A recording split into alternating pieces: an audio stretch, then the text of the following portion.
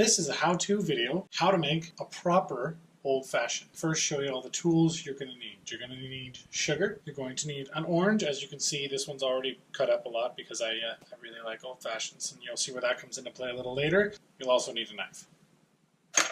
I have soda, which I make in my soda stream.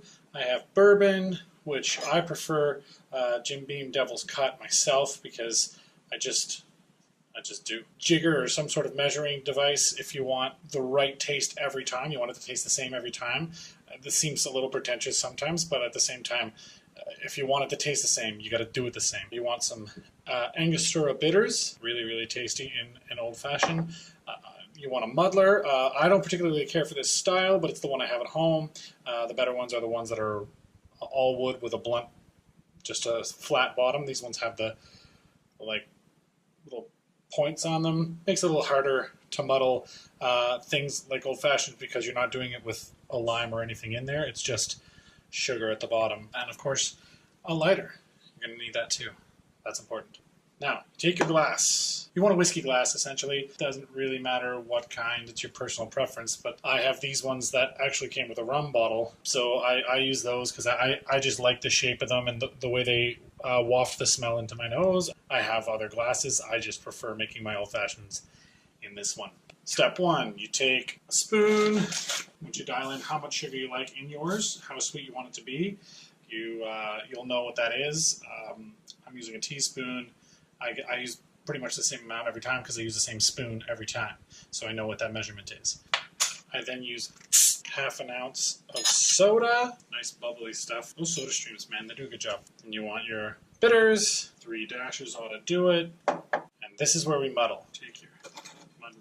And the little tiny bit of soda you put in there really helps this part. You want to dissolve as much of the sugar as you can. Again, this is where a pointy-tipped muddler comes in handy, just for the record. I give it a swirl afterwards just to help that little bit more sugar dissolve. This is, again, still just the soda, the bitters, and the sugar at this point. Now, the meat, aka your bourbon. 2 ounces of that. Nice. Measured 2 ounces.